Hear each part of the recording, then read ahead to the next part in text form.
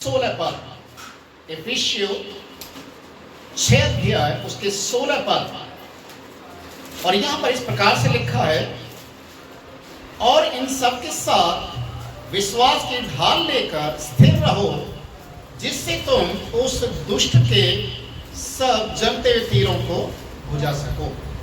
Hallelujah, hallelujah. परमेश्वर का वचन यहां पर क्या कहता है? विश्वास की ढाल। ढाल का मतलब आप जानते हैं, ढाल किसे कहते हैं? जो सामने से कोई आपके ऊपर वार करे और आप उस ढाल को सामने कर दें, और उस ढाल जब आपके हाथ में रहे तो ढाल आपको उस सामने वाले शत्रु से बचा सके। हालेलुया। आपने शायद देखा होगा, युद्ध क्षेत्र के अंदर, युद्ध मैदान के अंदर पुराने समय में जब तलवारों से लड़ाई होती थी तो सैनिक के हाथ में एक में तलवार होती थी तो दूसरे हाथ में ढाल होती थी। और ये ढाल ये कहीं ना कहीं आपको आपकी सुरक्षा के लिए दी जाती है, ताकि आप शैतान के या उस सामने वाले विरोधी के, दुष्ट के, जो आपके खिलाफ में लड़ाई कर रहा है, उसके जलते हुए तीरों से अपने आप को आप बचा सके और उसके जलते हुए तीरों को बुझा सके। हालेलुया। ये विश्वास की जो ढाल है, याद रखिए, ये आपके लिए और मेरे लिए एक बहुत बड़ा एक हथियार है। बिना विश्वास के, याद रखिए, बिना विश्वास के परमेश्वर को प्रसन्न करना भी अनहोना है। पौलुस जब एफिसियों की पत्री या एफिसियों की कलीसिया के लिए इन बातों को लिखता है तो इन बातों को बड़े ध्यानपूर्वक लिखता और बताता है। आत्मिक युद्ध लड़ने के लिए हर एक विश्वासी जन को किस तरीके से अपने आप को मजबूत करना है।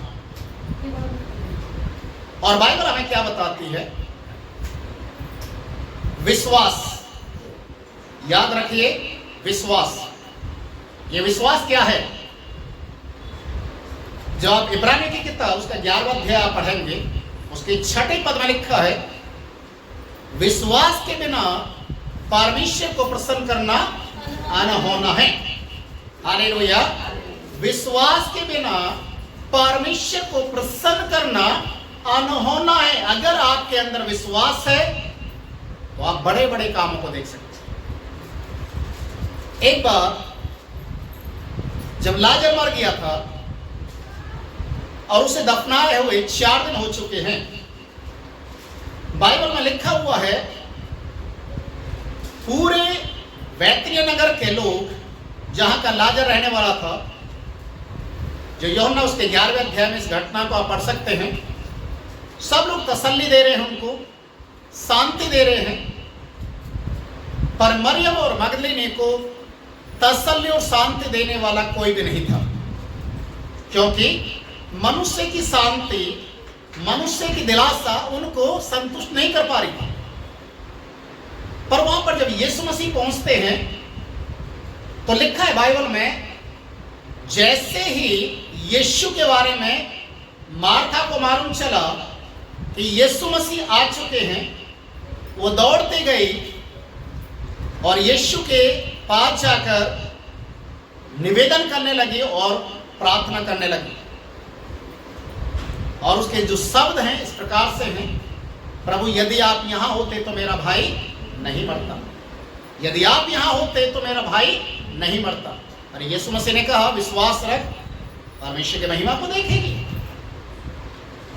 यूहन्ना उसके 11 अध्याय के 40 पद में लिखा हुआ है, यीशु ने जब कब्र के पत्थर को हटाने के लिए बोला तो मार्था बोलने लगी, नहीं प्रभु, इस पत्थर को मत हटाइए, क्योंकि इसमें से बदबू आएगी। और यीशु ने कहा, विश्वास रख तो परमेश्वर की महिमा को देखे। विश्वास, आपको मालूम है विश्वास कई प्रकार के हुए। विश्वास ज्यादातर देखा जाए तो 3 प्रकार के होते हैं। एक वो विश्वास होता है, परिस्थिति जब आपके खिलाफ में होती है, समस्या आपके खिलाफ में होती है, तो आपका विश्वास एक पानी की लहरों की तरह है। वो कभी उछलता है, कभी थम जाता, कभी ऊपर आते, कभी नीचे चले जाते हैं। ठीक ऐसा जैसे एक नाव पानी के अंदर हिलकोए खाती है। एक विश्वास इस तरीके का होता, परिस्थिति को देखकर डर जाना, जिसे अल्प विश्वास भी कह सकते हैं। और दूसरा जो विश्वास है कि आपके सामने कितने भी बड़े से बड़े कार्य क्यों ना किए जाएं, फिर भी आप आंखों को बंद कर लेते, कानों को बंद कर लेते। जो हो रहा है हमें नहीं मालूम, होता होगा किसी के लिए, हमारे लिए तो कुछ भी नहीं हुआ। पर तीसरा विश्वास होता है जिसे दृढ़ विश्वास बोला जाता है। दृढ़ विश्वास जो 12 साल के लहू बहने वाली स्त्री के अंदर था, उसका विश्वास कैसा था? यदि मैं यीशु के कपड़े को छू लूंगी चंगी हो जाऊंगी। क्या उसका विश्वास ने उसको चंगा किया? Yes, hallelujah. प्रभु ने कहा तेरे विश्वास ने तुझे चंगा किया। इसे बोला जाता दृढ़ विश्वास। अविश्वास, दृढ़ विश्वास, अल्प विश्वास। अल्प मतलब हमेशा देखने के बाद भी अनदेखा जैसा कर दे। पर यहां पर आज हम देखते हैं बिना विश्वास के तो परमेश्वर को प्रसन्न करना भी अनहोना है। और पौलुस यहां पर कहता है कि विश्वास की ढाल लेकर तुम शैतान के जलते हुए तीरों को बुझा सकते हो। अगर आपका विश्वास कमजोर है, आपकी ढाल कमजोर है, तो सामने से जो तीर आपके ऊपर आ रहे हैं आप उनको रोक नहीं पाएंगे। वो आपको घायल कर देंगे, आपको नुकसान पहुंचा देंगे। इसलिए परमेश्वर के वचन में लिखा है कि आप विश्वास की ढाल लेकर शैतान के सामने खड़े हो सकते हैं। रोमी की किताब उसका 10 अध्याय उसके 17 पद में विश्वास के विषय में और लिखा है, विश्वास सुनने से और सुनना मसीह के वचन से होता है। विश्वास कहां से आता है? सुनने से। और सुनना क्या है? परमेश्वर का वचन अर्थात बाइबल से सुनना है। जब आप बाइबल से सुनेंगे, वचन पर विश्वास करेंगे, तो वचन आपसे बातचीत करेगा और आपको ढाढ़स देगा, हिम्मत देगा, आपको ताकत देगा, ताकि आप विश्वास में दृढ़ हो जाए और शैतान का सामना करें। शैतान तुम्हारे सामने से भाग निकलेगा। इब्रानी की किताब 11 अध्याय के पहले पद को भी आप पढ़ते हैं, तो वहां पर भी विश्वास की परिभाषा के बारे में बोला गया है। विश्वास की परिभाषा क्या है? लिखा हुआ है, अब विश्वास क्या है? आशा की हुई वस्तुओं का निश्चय और अनदेखी वस्तुओं का प्रमाण। आपको निश्चय होना चाहिए, आपको कॉन्फिडेंस होना चाहिए, आपको कंफर्म होना चाहिए। आप यीशु में विश्वास करते हैं, यीशु जिंदा है, ये कंफर्म होना चाहिए। और आप जिन चीजों को नहीं देख रहे अपनी आंखों से, आप उन चीजों के लिए प्रार्थना कर रहे हैं और परमेश्वर आपकी सुन रहा है। आत्मिक युद्ध का मतलब क्या है? जिनको आप अपनी आंखों से नहीं देख रहे हैं, संसार अपनी आंखों से नहीं देख रहा है, जो आत्मिक अंधकार की शक्तियां जो आकाश मंडल में मंडलाते हैं, उनके खिलाफ में आपकी लड़ाई है, संसारिक लोगों से नहीं है। हालेलुया। इसलिए परमेश्वर का वचन क्या कहता है? विश्वास की ढाल पे समझ लीजिए कि अगर आपकी ढाल टूटी हुई है या आपकी ढाल के अंदर छेद है, तो क्या आप उस ढाल को लेकर शत्रु के जलते तीरों के सामने खड़े होकर अपने आप को बचा पाओगे? उसके तीरों को बुझा सकते हो? नहीं, आप नहीं कर पाओगे। आपकी जो ढाल है वो मजबूत होनी चाहिए। हालेलुया। जितनी मजबूत आपकी ढाल होगी, उतना ही आप शैतान के नजदीक जाएंगे और शैतान आपके सामने से भागते हुए नजर आएगा। हालेलुया। इसलिए परमेश्वर का वचन यहाँ पर विश्वास के विषय में बातचीत कर रहा, विश्वास की ढाल लेकर। याकूब की पत्री में जब आप पढ़ेंगे, याकूब उसका 2 अध्याय, वहां पर विश्वास के साथ एक और चीज को जोड़ दिया गया है, वह है कर्म। विश्वास और कर्म। जब आप याकूब 2 अध्याय 19-20 पद आप पढ़ेंगे तो लिखा हुआ है, बिना कर्म के विश्वास मरा हुआ है, और वैसा ही विश्वास के बिना कर्म भी मरा हुआ है। अब सोचने वाली बात है, संसारिक लोग या तो विश्वास करते हैं या वो कर्म करते हैं, एक चीज पर ही निर्भर करते हैं। पर यहां पर परमेश्वर का दास याकूब इस बात को कहता है कि विश्वास और कर्म दोनों गाड़ी के 2 पहिए की तरह, इंसान के 2 टांगों के समान है। एक को निकाल दिया जाए तो अपाहिज कहलाता, तो कभी भी अपने रेस को दौड़ पूरा नहीं कर पाएगा। वैसे अगर एक गाड़ी के पहिए को निकाल दिया जाए तो एक पहिए पर गाड़ी नहीं चला पाएंगे। विश्वास और कर्म। हम लोग कई बार विश्वास करते हैं, हम चर्च जाते हैं, हम विश्वास करते हैं, हम बाइबल में पढ़ते हैं, हम विश्वास करते हैं, हम ये भी करते हैं, वो भी करते हैं, बहुत सारी चीजें बोलते हैं। पर बाइबल हमें कर्म के विषय में जब बातचीत करते हैं कि क्या आप वो कार्य करते हैं जो परमेश्वर का वचन आपको कहता है। अगर वो कार्य नहीं कर रहे तो इसका मतलब आपका विश्वास भी क्या है, अधूरा है। आपका विश्वास अधूरा है। आपका विश्वास मजबूत होना चाहिए। आपकी ढाल, विश्वास की जो ढाल है वो मजबूत होनी चाहिए। बाइबल में इब्राहिम के विषय में लिखा हुआ है, इब्राहिम का विश्वास कैसा था? इब्राहिम का विश्वास कैसा था? कमजोर, टूटी हुई ढाल के समान? कैसा था? कैसा था? और तेज बोलिए, बिल्कुल ही आप उपवास में रहते हुए पेट भी और मुंह भी सब उपवास में चला गया क्या? कैसा था? मजबूत, दृढ़ था। और लिखा है उसने निराशा में रहने के बाद भी निराशा को अपने ऊपर हावी नहीं होने दिया, बल्कि विश्वास में दृढ़ रहा। और इसी कारण इब्राहिम को विश्वासियों का पिता कहते हैं। Hallelujah, hallelujah. और उस इसी को जोड़ देकर कहता है विश्वास की ढाल। विश्वास की ढाल लेकर आपको खड़ा होना है। शैतान के जलते हुए तीरों को आप तभी भुजा पाओगे जब आपका विश्वास दृढ़ होगा, मजबूत होगा। देखिए, आपने शायद देखा होगा, एक मकान होता है, बिल्कुल सिंपल बना दिया जाता है।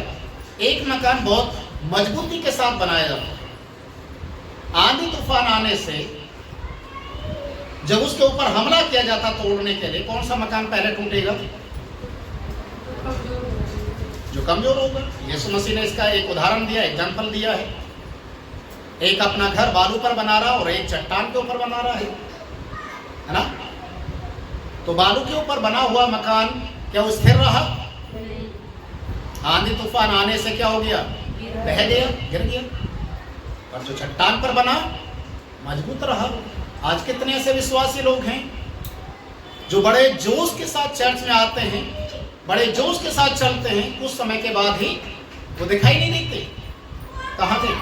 तो इनका विश्वास कैसा होता है?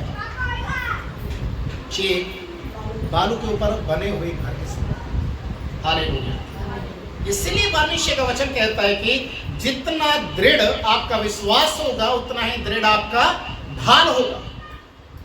Hallelujah, hallelujah. परमेश्वर के वचन में एक जगह और लिखा है, यूहन्ना रचित सुसमाचार, जैसा हमने देखा 11:40 में, यीशु ने कहा विश्वास कर तो परमेश्वर की महिमा को देखे। विश्वास कर। ये विश्वास क्या करना था? यीशु मसीह पर क्या करके विश्वास करना था?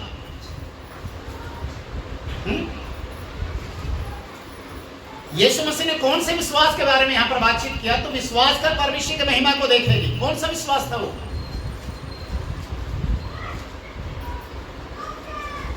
अभी भी समझ में नहीं आ रहा आपको। यीशु मसीह कौन सी स्थिति में बैतनिय्याह नगर में था, क्या वहां पर हो गया था, क्या हो रखा था?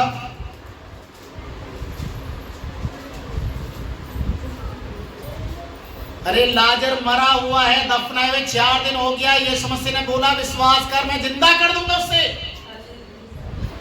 हालेलुया, विश्वास तो कर, क्योंकि जीवन और पुनरुत्थान तो मैं हूं। उसको विश्वास नहीं हो रहा था। उसे क्या लग रहा था, अगर कब्र का पत्थर हटा दिया जाएगा तो क्या आएगा उसमें से? बदबू आएगी। यहां के लोग हमें जीने नहीं देंगे। कहीं कहीं कुछ ना कुछ दिखाई देगी, परछाई तो बोलेंगे कि लाजर का भूत दिखाई दे रहा है। लोग हमें जिंदा नहीं छोड़ेंगे। इसलिए उसको ये लग रहा था कि कब्र के अंदर से बदबू आएगी, भूत आएगा। उसने कभी नहीं सोचा था कि मेरा भाई जिंदा होकर आएगा। हालेलुया। इसलिए यीशु मसीह ने इस बात को कहा, विश्वास कर, परमेश्वर की महिमा को देखिए। हालेलुया। जब उसने विश्वास किया तो क्या लाजर जिंदा होकर आया? क्या जिंदा होकर आया? हाँ, जिंदा होकर आया, क्योंकि यीशु ने आवाज दिया और मुर्दे के कानों ने उस आवाज को सुना और मुर्दा जीवित होकर कब्र से बाहर आया। विश्वास की ढाल, विश्वास, दृढ़ विश्वास आपके लिए बड़े बड़े कार्य कर सकता है। हालेलुया। परमेश्वर के वचन में एक जगह इस प्रकार से लिखा है, रोमी की किताब उसका 10 अध्याय के 11वें पद को अगर आप पढ़ेंगे तो लिखा है, क्योंकि पवित्र शास्त्र यह कहता है, जो कोई उस पर विश्वास करेगा वह लज्जित नहीं होगा। क्या कहता परमेश्वर का वचन? पवित्र शास्त्र क्या कहते हैं? जो कोई उस पर विश्वास करेगा, किस पर? किस पर? यीशु मसीह पर। किस पर? यीशु मसीह पर। जो कोई यीशु मसीह पर विश्वास करेगा वो लज्जित नहीं होगा। याद रखिए, वो लज्जित नहीं होगा, क्योंकि परमेश्वर उनको लज्जित नहीं होने देगा। इसलिए आपका जो विश्वास मजबूत होना चाहिए, और इस मजबूती की विश्वास की ढाल आपको शैतान के हर एक जलते हुए तीरों से आपको बचा सकती है। मैं एक स्टोरी आपको बता रहा हूं। एक बार मैंने एक कहानी को सुना। एक गांव के अंदर एक प्रभु यीशु मसीह को मानने वाला एक परिवार एक गांव के अंदर चला जाता है और रहने लग जाता है। एक सच्ची घटना है, ध्यान से सुनेंगे। जब उस गांव में ये रहने लग जाते हैं तो लोग इनको जब देखते हैं तो कुछ अलग अलग सा दिखाई देता है। बिल्कुल सिंपल लोग हैं, कहीं पूजा पाठ के लिए नहीं जाते, लड़ाई झगड़े में भाग नहीं लेते, 2-4 औरतें जहां खड़े हो जाते उनके बीच में इनकी औरतें नहीं जाती हैं। और ये बिल्कुल सिंपल रहने वाले लोग, और जो कोई इनसे मिलता उसके लिए प्रार्थना करते हैं, उसकी चाहे कैसी भी बड़ी से बड़ी समस्या हो ठीक हो जाती है। तो धीरे धीरे गांव के अंदर एक बात फैल गया, ये परिवार यहां पर हमारे गांव में जब से आया है, ये लोगों को ईसाई बना रहे हैं। और जबकि ऐसा कुछ भी नहीं था, ये ईसाई बना रहे। लोग बीमारी से ठीक होकर यीशु मसीह के बारे में बोलने लग रहे हैं। इस परिवार को कैसे निकाला जाएगा उससे? इस परिवार के खिलाफ में कुछ ना कुछ ऐसा किया जाए ताकि इसको या तो गांव से निकाल दिया जाए या इनके ऊपर इस तरीके से हमला किया जाए ताकि यीशु मसीह का नाम लेना बंद कर दें और दूसरे लोगों को यीशु मसीह के बारे में बताना बंद करें। पर उनको कोई मौका नहीं मिल रहा कि कैसे इन्हें रोका जाए। पर ये परिवार हर दिन सुबह के समय सारे परिवार में जितने भी लोग थे सब मिलकर प्रार्थना करते थे, और रात में सोने से पहले भी पूरा परिवार मिलकर प्रार्थना करता था। तो गांव के कुछ लोगों ने जो गंदे टाइप के होते हैं, लुच्चे टाइप के जो होते हैं, उन्होंने कुछ तांत्रिक लोगों को बुलाया, जादू टोना करने वाले लोगों को बुलाया कि कुछ ऐसा इनके ऊपर जादू टोना किया जाए ताकि सब के सब या तो मर जाएं या डर की वजह से यहां से भाग जाएं। तो इन्होंने समय ठहरा दिया, तंत्र मंत्र करने वाले कई ओझाओं को इकट्ठा कर लिया, बहुत सारा पैसा उनको दिया, और एक टाइम सारे ओझाओं ने एक टाइम फिक्स किया कि चारों दिशाओं से इनके ऊपर कुछ तंत्र मंत्र की शक्तियों को भेजा जाए ताकि पूरा का पूरा परिवार ये खत्म हो जाए। उन्होंने अपनी तैयारी करना शुरू कर दिया और ठीक रात के जो भी इनका टाइमिंग था 12 से 3 के बीच में, इन्होंने चारों दिशाओं से 4 तांत्रिक लोगों ने अपने जादू टोने की शक्तियों के द्वारा इनके ऊपर कुछ चीजों को फेंकना शुरू किया। और ये इन्होंने सोचा कि सब अब ये पूरा परिवार खत्म हो जाएगा, अब हमारी विजय हो जाएगी, लोगों के बीच में हमारा डंका बजेगा। ये तंत्र मंत्र करने वाले लोगों के पास कितनी पावर होती है। जब सुबह का समय आया, जिन्होंने इस परिवार को नाश करने के लिए, बर्बाद करने के लिए तांत्रिक लोगों को बुलाया, ये तांत्रिक लोगों के पास भागकर गए तो देखा गया कि तांत्रिक लोग, किसी को सांस की बीमारी हो गया, अस्थमा जिसे बोला जाता है, लंबी लंबी सांस ले रहा है, किसी के हाथ पैर टेढ़े हो गए, किसी को क्या लोग इनको देखकर बड़े बुरी तरीके से डर गए। तंत्र मंत्र करने वालों को हो क्या गया, ये तो किसी और को बर्बाद करने के लिए हमने बुलाया, इनको खुद को क्या हो गया। किसी का टेढ़ा मुंह हो गया, वो बोल नहीं सकता, किसी के हाथ पैर टेढ़े हो गए, किसी को अस्थमा की बीमारी होगी, किसी को क्या हुआ, किसी को क्या, उठाकर इन चारों को हॉस्पिटल में लेकर जाया गया। फिर इस घर की ओर गए ये लोग, जिस घर पर जादू टोना करवाया गया, तो क्या देखा, वहां पर उनके घर के चारों तरफ जली हुई लकड़ियां, जली हुई हड्डियां, जली हुई कील और जो लाल कपड़े वगैरह वगैरह जो जादू टोना करने के लिए इस्तेमाल किए जाते हैं, चूड़ी वूड़ी, ये सब जली हुई उनके घर के चारों तरफ पड़ी हुई नजर आई। हालेलुया। पर उनके घर के अंदर घुस नहीं पाए। हालेलुया। एक सच्ची घटना है। सारे तांत्रिक लोग खुद बीमारी का शिकार हो गए, पर इस परिवार का बाल विवाह नहीं हो पाया। कारण क्योंकि इनका विश्वास यीशु मसीह में था, इनका विश्वास दृढ़ था, और इसी कारण शैतान के जलते हुए तीर इनको नुकसान नहीं पहुंचा पाए। प्रियो, यही हमारा विश्वास होना चाहिए। इसलिए पौलुस यहां पर कहता है, विश्वास के ढाल लेकर शैतान के जलते हुए तीरों का सामना करो, उन्हें बुझा दो। ये हमारा विश्वास होना चाहिए। हालेलुया। आइए सभी अपनी आंखों को बंद करें, प्रभु इस वचन से मैं आशीष